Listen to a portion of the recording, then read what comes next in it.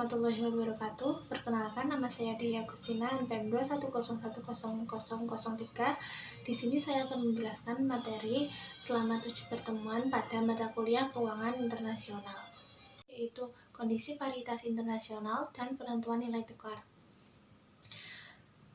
Suku bunga paritas atau interest rate parity (IRP) merupakan kondisi arbitrase yang harus dipertahankan apabila pasar keuangan internasional dalam kondisi equilibrium. Sebagai contohnya, misalnya saya merupakan investor dari Amerika Serikat dengan dana sebesar $1 untuk 1 periode. Ada 2 cara alternatif yang dapat saya lakukan untuk menginvestasikan dana tersebut, yaitu yang pertama, menginvestasikan dana tersebut di domestik atau di dalam negeri dengan menggunakan suku bunga Amerika Serikat, atau cara yang kedua yaitu dengan menginvestasikan dana tersebut ke negara lain, katakanlah Inggris, dengan menggunakan suku bunga asing dan melindungi resiko nilai tukar dengan menjual forward investasi asing pada nilai jatuh temponya. Jadi dalam hal ini kita asumsikan bahwa saya hanya ingin mempertahankan investasi dengan menghindari gagal bayar. Yang pertama yaitu paritas suku bunga dan penentuan nilai tukar. Untuk melihat kondisi equilibrium arbitrase yang melibatkan nilai tukar atau spot, IRP memiliki implikasi langsung untuk penentuan nilai tukar, yaitu yang dapat kita rumuskan dalam hubungan IRP dengan nilai tukar spot, nilai kurs spot, yaitu rumusnya S sama dengan kurung buka 1 tambah IE dibagi 1 plus IE kurung tutup dikali F. Selain suku bunga relatif, kurs forward merupakan bagian penting Selain suku bunga relatif, kurs forward juga merupakan faktor penting dalam penentuan kurs spot. Pada saat tertentu, kurs forward dapat dipandang sebagai kurs spot di masa yang akan datang yang diharapkan. Dengan kondisi tersebut, seluruh informasi yang relevan saat ini adalah F sama dengan E buka kurung S T plus 1 dikali I T kurung tutup. Nah, jika kedua rumus sebelumnya digabungkan menjadi dapat kita dapatkan yaitu S sama dengan kurung buka 1 plus IE dibagi 1 ditambah IS kurung tutup dikali E kurung buka S T plus 1 dikali I T kurung tutup. Selanjutnya yaitu currency carry trade.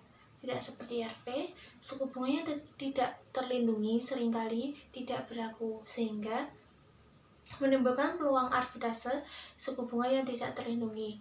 Sebagai contoh, paling dikenal dari perdagangan seperti itu dilakukan melalui currency carry trade.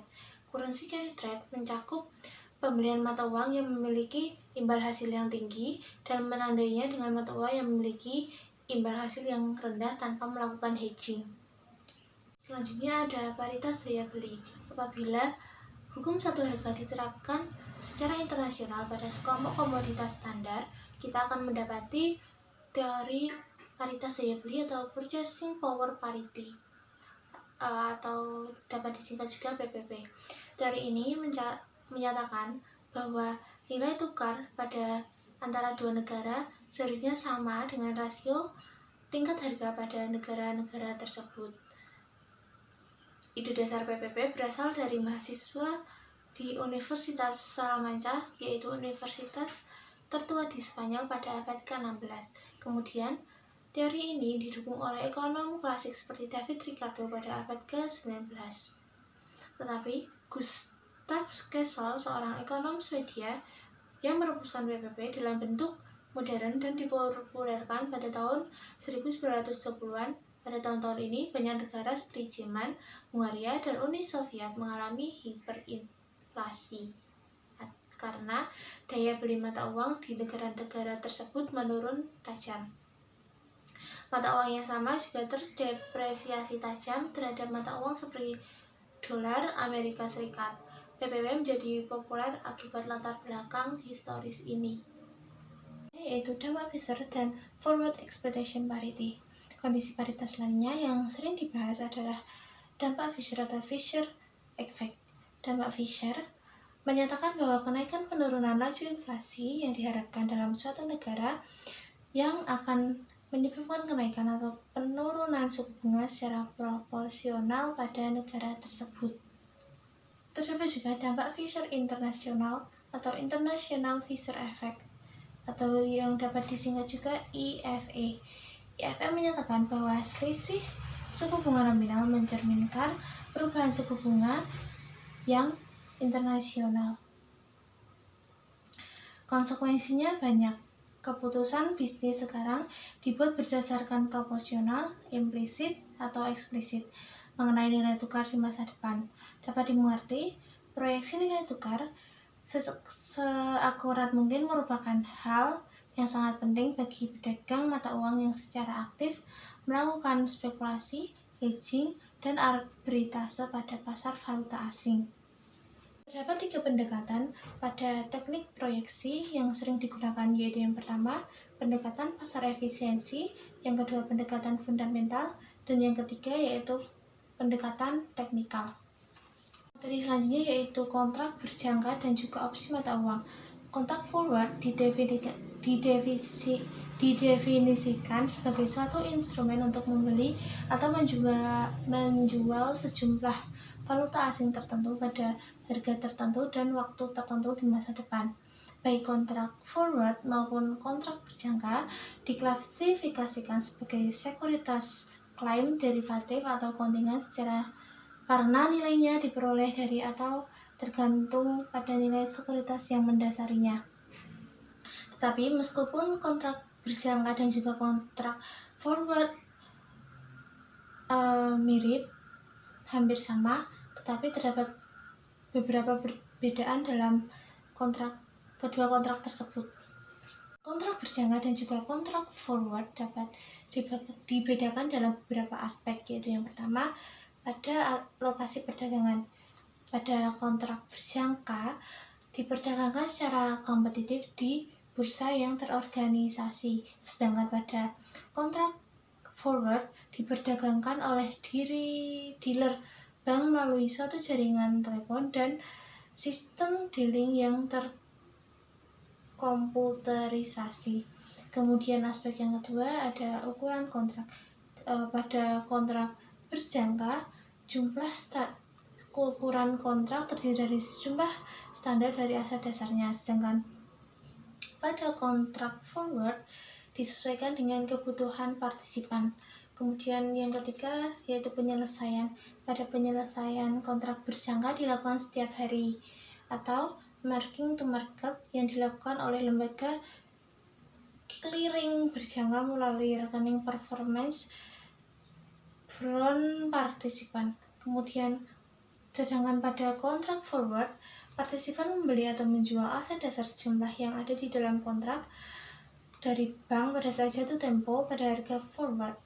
Kemudian yang ketiga pada aspek tanggal kadaluarsa. Pada kontrak berjangka, tanggal penyerahannya sudah terstandarisasi, sedangkan pada kontrak forward sesuai dengan tanggal penyerahan yang memenuhi keinginan investor.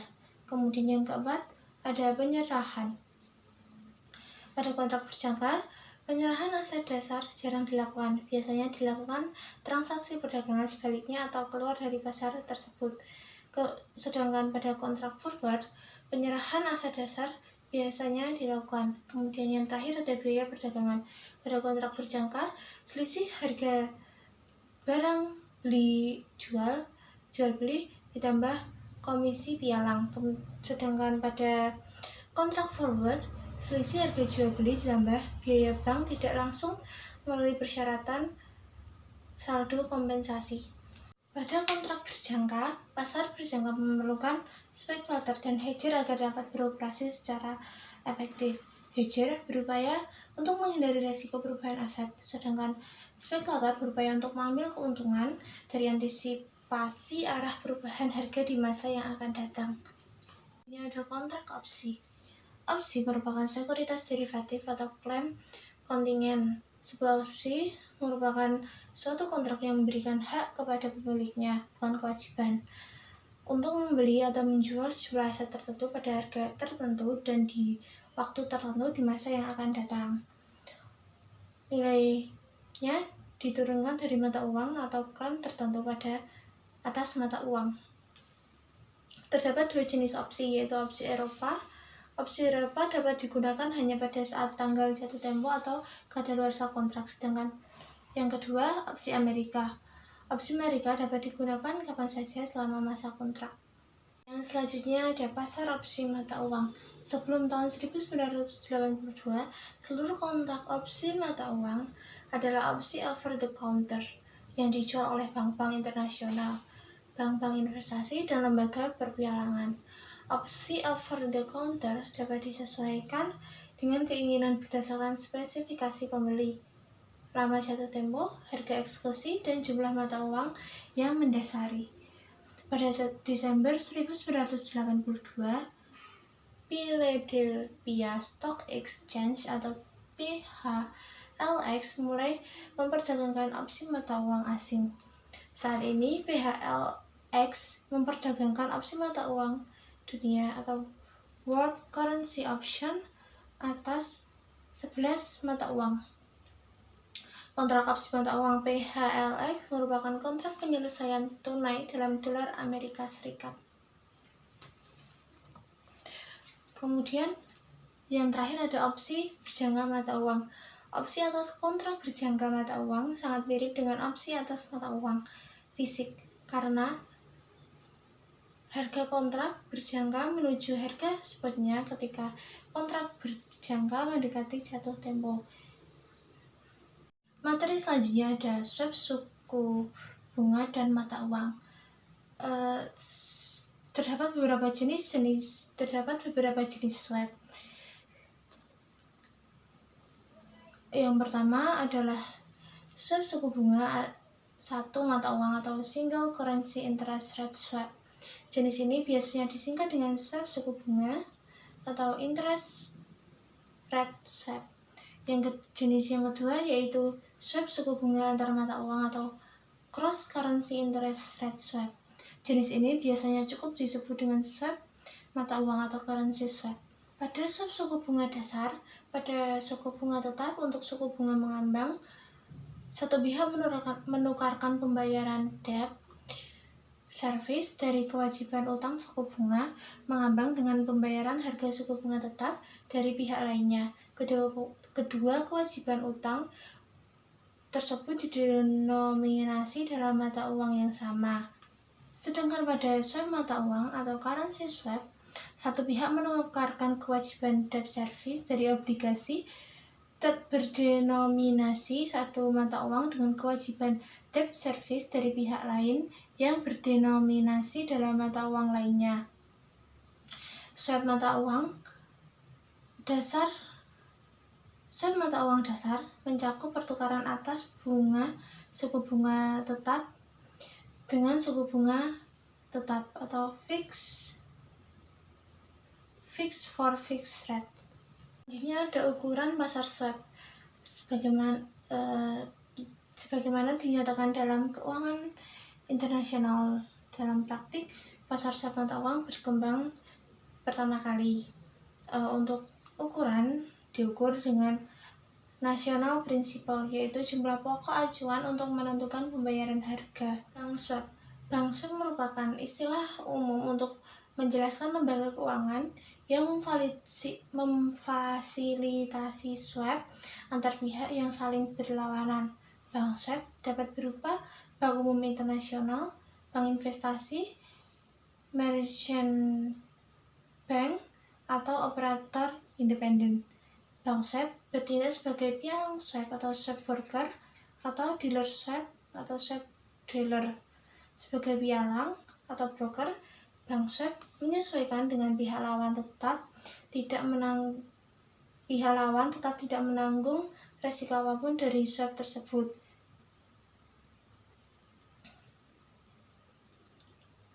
Saat ini, kebanyakan bank swap bertindak sebagai dealer atau swap dealer atau pembuat pasar, sehingga sebagai pembuat pasar, bank swap tetap bersedia menerima sisi manapun dari swap mata uang, kemudian membiarkannya.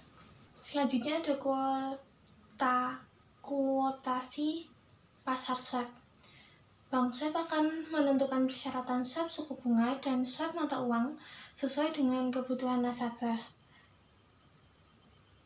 Bank swap biasanya akan menguotasi bid-ask spread suku bunga tetap baik semesteran maupun tahunan dari LIBOR, dolar 3 bulan atau 6 bulan flat, yaitu tanpa premi kredit. Misalkan kuotasi untuk swap 5 tahun dengan pembayaran semesteran adalah 8,50 sampai 8,60% terhadap LIBOR 6 bulan flat.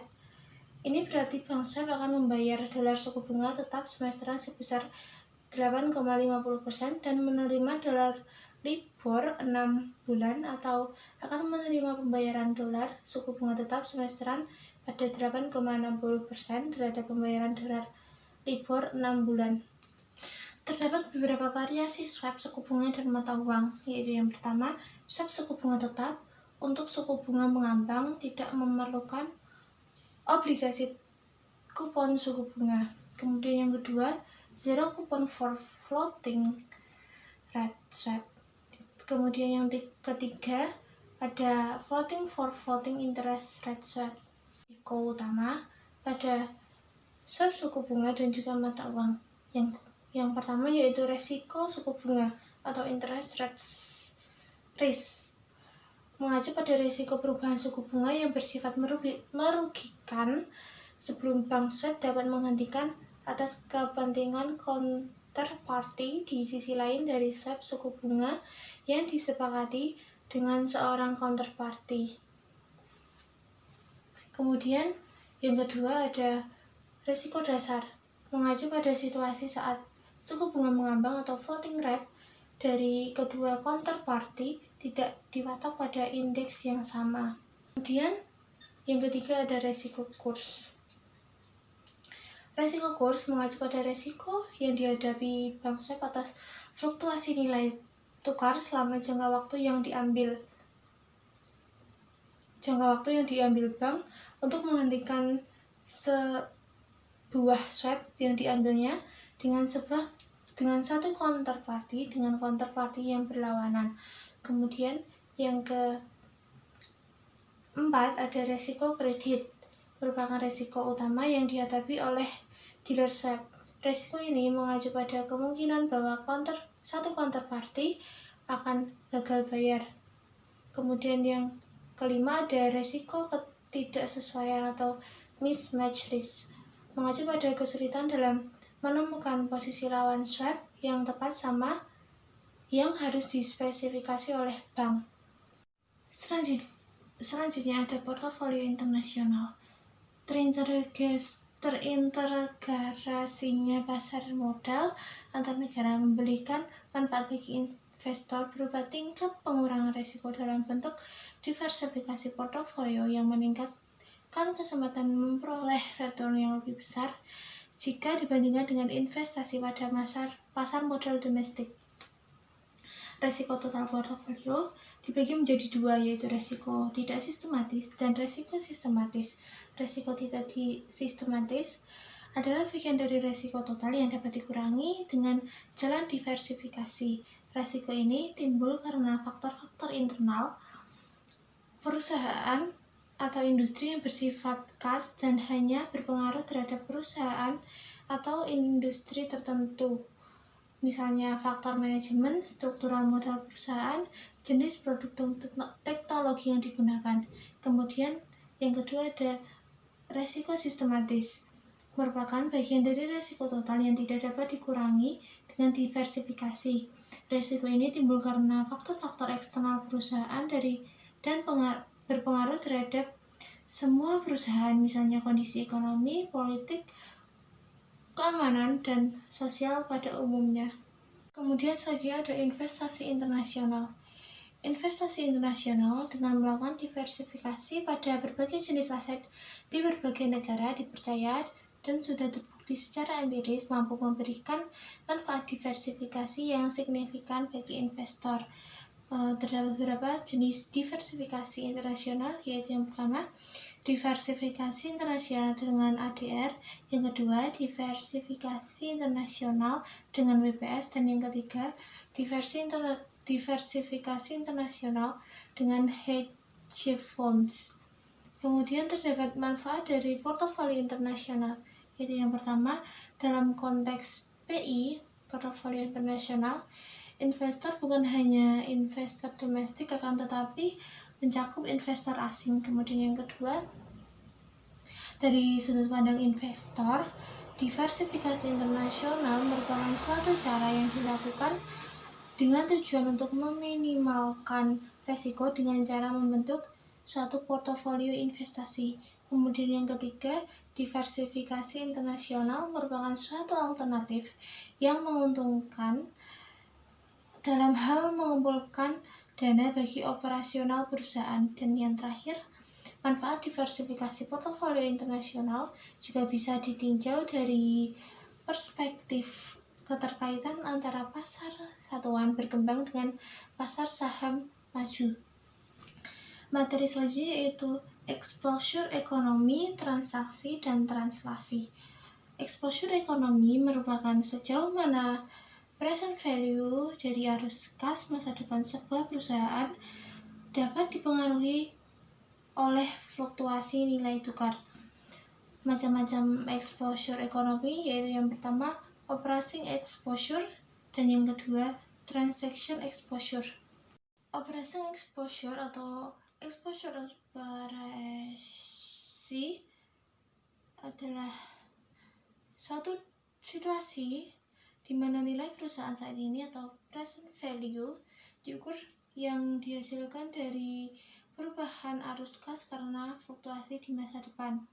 Kemudian transaction exposure atau exposure transaksi adalah mengukur perubahan nilai transaksi karena berbedanya nilai kurs sebelum dan sesudah transaksi dilakukan. Tujuan dari manajemen exposure operasi dan transaksi yaitu untuk mengantisipasi dan memengaruhi efek perubahan valuta asing yang tak terduga terhadap arus kas masa depan perusahaan dan bukan sekedar berharap untuk kondisi yang terbaik. Kemudian terdapat beberapa kebijakan proaktif, yaitu yang pertama menyamakan arus kas mata uang, yang kedua perjanjian pembagian resiko, yang ketiga back it back atau paralel loan, yang keempat swap mata uang, yang kelima leads and lag, dan yang terakhir renovation center. Kemudian selanjutnya exposure transaksi.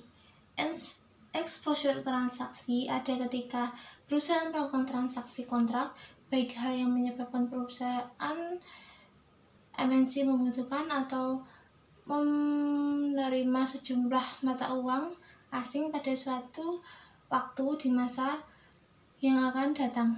Kemudian yang keenam ada exposure translasi. Exposure translasi timbul karena laporan keuangan perusahaan anak di luar negeri yang dinyatakan dalam mata uang asing harus disajikan kembali dalam mata uang pelaporan perusahaan induk agar perusahaan dapat menyusun laporan keuangan konsolidasi. Kemudian selanjutnya ada struktur modal dan biaya modal internasional. Biaya modal internasional ialah tingkat keuntungan minimal yang harus diperoleh oleh suatu investasi agar nilai perusahaan tidak turun. Fungsi dari biaya modal biasanya digunakan untuk menentukan diterima atau ditolaknya suatu usulan investasi, yaitu dengan membandingkan tingkat keuntungan dari usulan investasi tersebut dengan biaya modalnya. Kemudian biaya modal keseluruhan, yaitu tingkat biaya menggunakan modal yang harus diperhitungkan oleh perusahaan, adalah tingkat biaya penggunaan modal perusahaan secara keseluruhan. Selanjutnya yaitu struktur modal. Struktur modal adalah campuran sumber-sumber jangka panjang yang digunakan perusahaan. Struktur modal internasional biasanya bisa memanfaatkan utang lebih banyak sehingga bisa menurunkan biaya modal. Keputusan struktur modal melibatkan pilihan pendanaan hutang versus ekuitas dan dipengaruhi oleh karakteristik perusahaan dan karakteristik negara. Terdapat beberapa faktor yang menyebabkan utang tinggi, yaitu yang pertama, ketersediaan modal, yang kedua, pengurangan risiko melalui diversifikasi, yang ketiga, ukuran, dan yang keempat, asimetri pajak. Materi yang terakhir yaitu ekspor dan impor.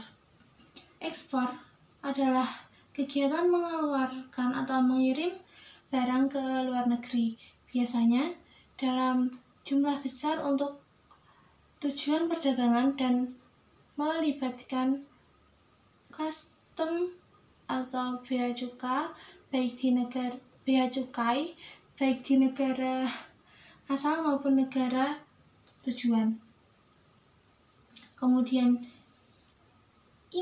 sedangkan impor adalah kegiatan memasukkan barang ke dalam negeri, biasanya dalam jumlah besar untuk tujuan perdagangan dan melibatkan custom bea cukai sebagai pengawas keluar masuknya barang. Beberapa jenis ekspor dan impor, yaitu yang pertama, ekspor biasa. Dalam hal ini, barang dikirim ke luar negeri sesuai dengan peraturan umum yang berlaku, yang ditujukan kepada pembeli di luar negeri untuk memenuhi suatu transaksi yang sebelumnya telah disediakan dengan importir di luar negeri. Yang kedua, barter.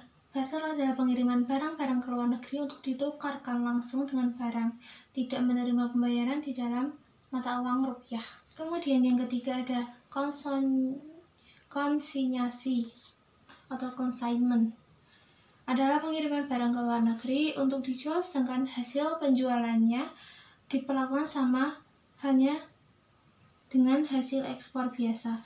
Kemudian yang keempat ada package deal adalah perjanjian perdagangan atau trade agreement dengan salah satu negara. Pada perjanjian akan diekspor ke negara itu dan sebaliknya dari negara itu akan diimpor sejumlah jenis barang yang dihasilkan dari negara tersebut. Kemudian yang terakhir ada penyelundupan atau smuggling, adalah kegiatan ekspor atau impor secara ilegal dengan tidak melalui pengurusan dokumen yang sah dengan tujuan memikirkan kepentingan dan keuntungan sendiri tanpa mengindahkan peraturan yang berlaku.